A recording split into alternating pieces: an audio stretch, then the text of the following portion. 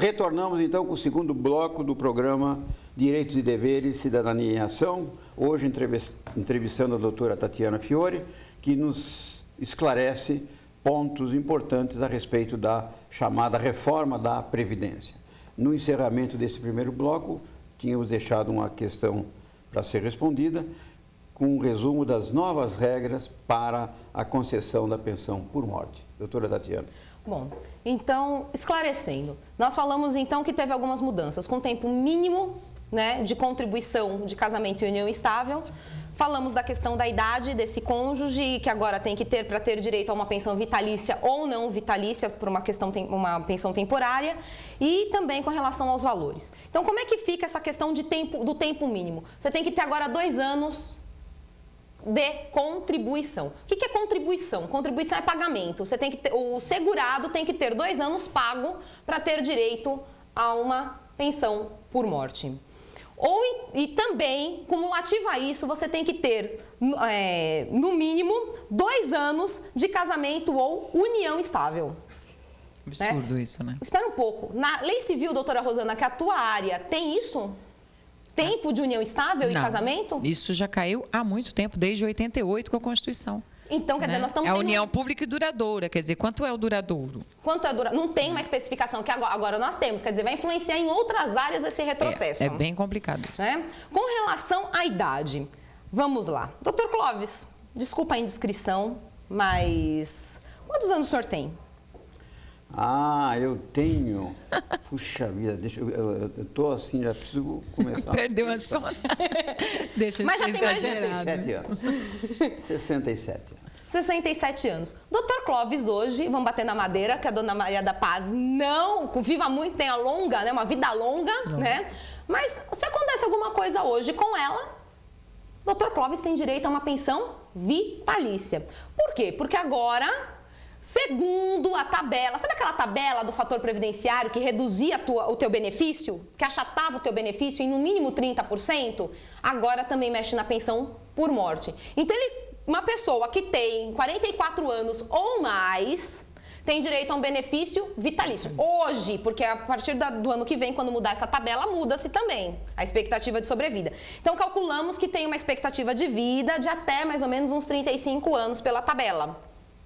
Então, significa que ele vai receber até o final da vida. Doutora Rosana, não vou fazer essa indiscrição de perguntar, mas a doutora Rosana está aqui entre os 22 e 32 anos. Claro. Né? E aí, se ela fica viúva, vamos bater também na mesa aqui para que não aconteça nada com o esposo. Não é? Ela vai ter o quê? Uma expectativa de sobrevida, vamos calcular aqui, de uns 40 a 55 anos pela tabela da Previdência Social. Doutora Rosana, ficando viúva, ela não tem direito a um benefício vitalício. Ela tem direito a um benefício agora de 9 anos. 9 anos ela vai estar recebendo a pensão por morte. Vamos fazer uma coisa? Daniel, câmera, quantos anos você tem, Daniel? 41. Ele falou até baixinho. Falou 41, Daniel. Não é de quis se comprometer. Daniel, casado, se ficar viúvo também, que não aconteça nada com a esposa dele, né? Como ele está aí na faixa dos 39, 43 anos, ele tem uma expectativa de sobrevida ainda de 35 a 40 anos. Você só vai receber por 15 anos. Pensão por morte. E depois hoje, vai para calçadão. Depois você volta a trabalhar. Se vira. 70. É complicado isso, né? Vamos pensar no meu caso, então? Ó, novinha, não é? Você tá na faixa dos 18 aos 25? Dos 21, não cheguei nem nos 25 ainda. Né? Significa que eu ainda tenho uma expectativa, segundo a tabela da Previdência, de 55 anos. Me ferrei com a Previdência. Agora eu só recebo por 3 anos. Fica quieto, corintiano. Ó o corintiano mexendo comigo. Tinha que ser, né? E aí vamos pensar o seguinte. Mas você falou, Tatiana, em tempo de contribuição e tempo de união estável. E se eu não tenho esse tempo, eu não recebo? Judicialmente vai ter que ser questionado. Aí entrou uma brecha agora na votação do Senado. Né? E aí o Senado falou assim, se você não tem os 2 anos de contribuição ou os 2 anos do casamento e união estável, né, você não vai ficar sem receber. Só que você vai receber apenas por 4 meses. Que é só para suprir as dificuldades da ausência desse emergencial. Emergencial. Quer dizer que agora casamento e união estável tem período de carência, tem período de experiência. Tem período de experiência. Né? Agora, criamos um problema. Aquele bilhetinho guardado, né, que você deixava no guardanapo do restaurante... Que nunca foi tão valioso. Nunca foi tão valioso. Não, já estava junto. Aquela foto que o povo gosta de tirar pé com pé e postar no Facebook, né, vai valer como prova. Quer dizer, ó, tava lá no Facebook já... Há quanto tempo que dava aquela foto pé com pé no Facebook? Gente, isso vai ser uma confusão Criou-se um transtorno jurídico.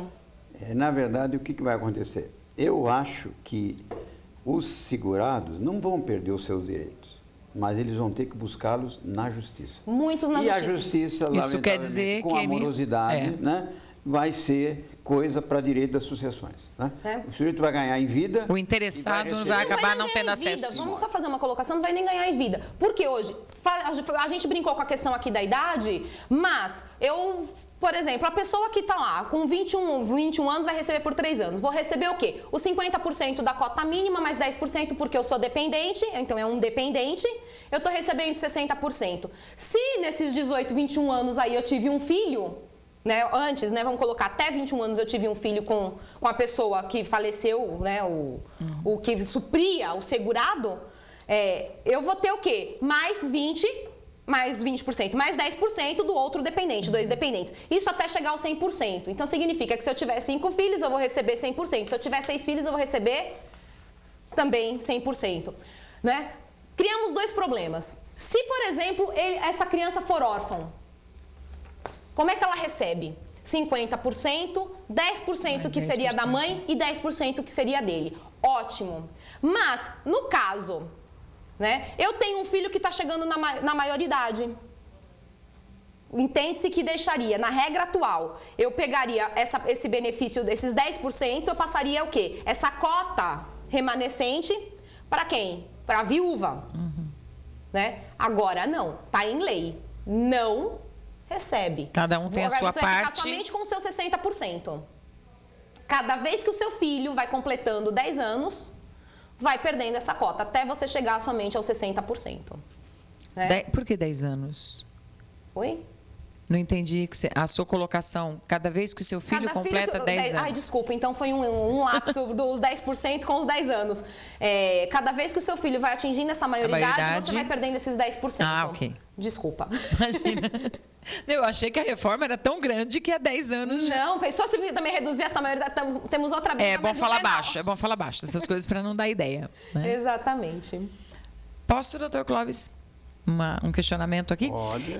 Eu acho que é importante abordar, Tatiana, a questão dos 85-95, porque assim, o pessoal em geral acredita ou está achando que vão ter que trabalhar até 85 anos a mulher, salvo engano, e até 95 anos o homem. Esse cálculo não é o cálculo até a idade que vai trabalhar. Né? É uma soma. Esclarece isso um pouquinho para o nosso telespectador. Qual é a relação que isso tem com o tal do fator previdenciário? Porque Ótimo. o que eu tenho visto acabou o fator previdenciário, agora vai ser 85-95. Quer dizer, nós estamos criando umas confusões aí que... O que é 85-95? Todo mundo fala e ninguém sabe o que é. Exatamente. Vamos fazer então. Acho que a ideia é mais ou menos essa, né? Não esclarecer muito porque complica. Criar confusão. Gostaria eu de viver em 95. Eu estou torcendo ainda, ó, figuinha, né? Ou figuinha assim, como não sei como é que, né, o telespectador gosta, para que isso não venha realmente ser aprovado. Principalmente não ser aprovado. Não é que não venha a ser aprovado, não venha a ser aprovado dentro dessa medida provisória.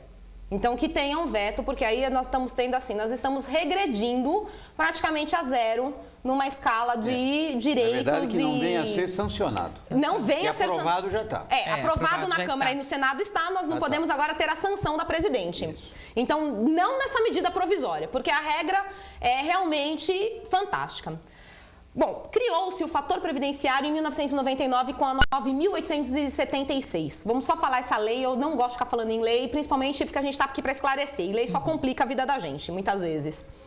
Fernando Henrique Cardoso, numa situação, criou o fator previdenciário como uma regra atuarial. Você teria alguns fatores, como tempo de contribuição, a sua idade na época, criou-se a sua expectativa de vida, teríamos uma alíquota que seria o quanto a empresa contribui, mais quanto a parte do empregado, contribuinte ou do facultativo.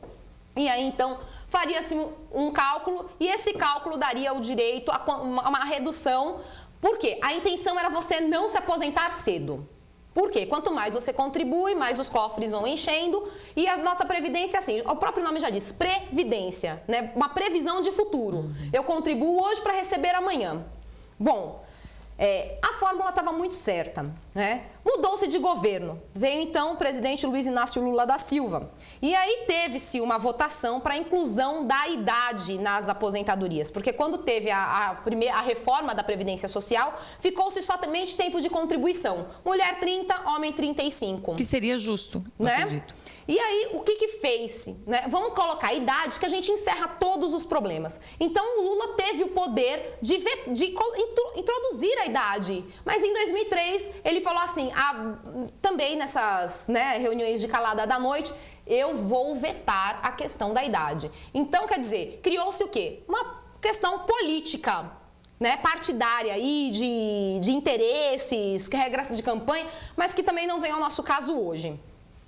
Começamos então a pensar em como modificar essa questão do fator previdenciário. Essa regra atuarial que reduz no benefício de 30% até quase 40%, quase 50% de um benefício previdenciário na hora do cálculo, do teu valor a receber.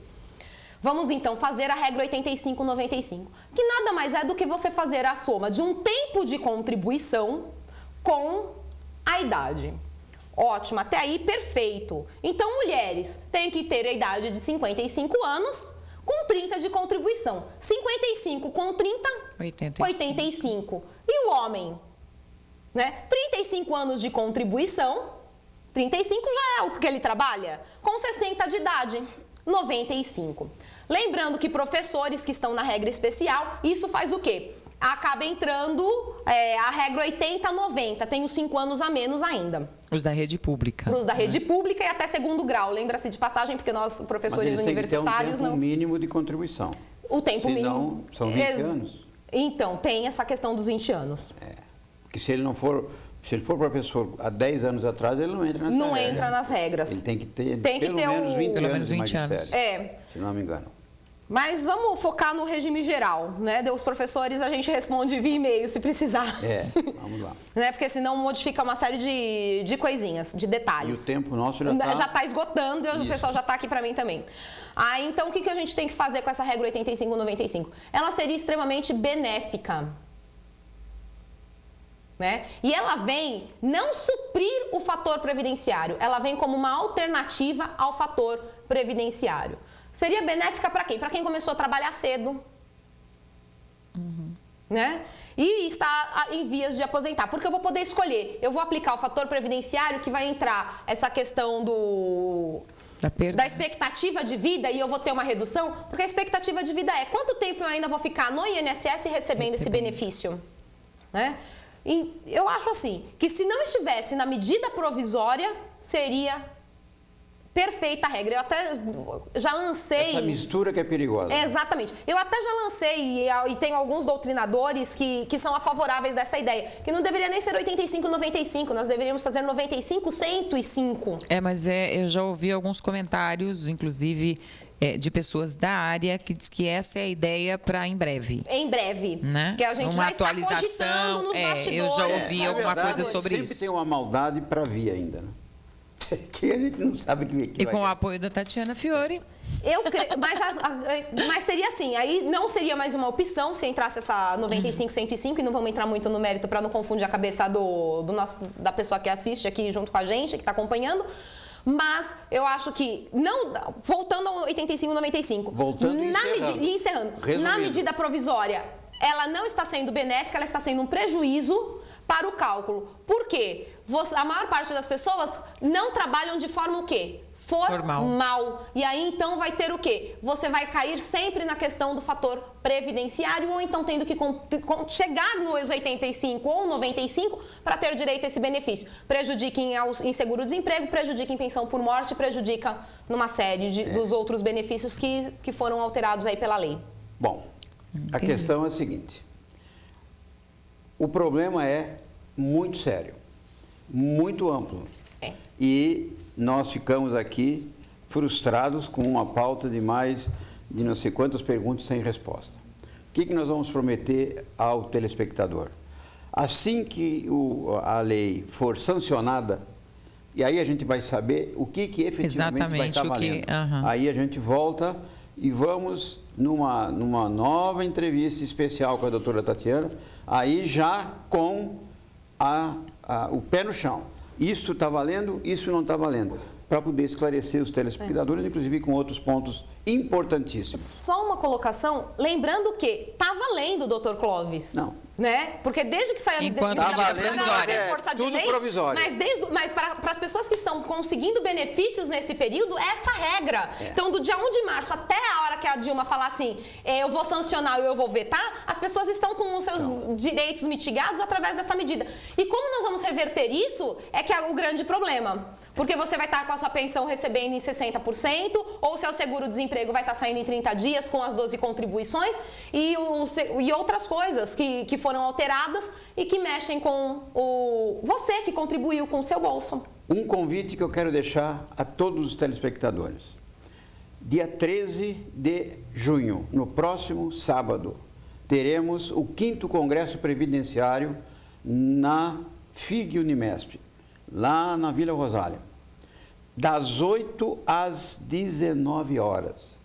Serão 29 palestrantes que estarão vindos de todo o país para discutir a Previdência Social. O telespectador, mas eu não sou da área do direito, não tem problema. O Congresso é para esclarecer todas as pessoas que tenham dúvidas a respeito da matéria. É uma oportunidade ímpar e as inscrições poderão ser feitas na OAB Guarulhos, tá? Depois, pelo e-mail, algumas dúvidas que possam ser tiradas, como a forma de inscrição, nós estaremos atentos. Doutora Rosana, lamentavelmente, o tempo acabou. É uma pena. Agradeço a participação. Eu que agradeço. Da Tatiana, da Rosana, os telespectadores que tiveram a paciência de nos acompanhar e o nosso pedido. Continue nos prestigiando, porque muitas novidades virão por aí. Era exatamente isso que eu ia colocar. Obrigado e até uma próxima.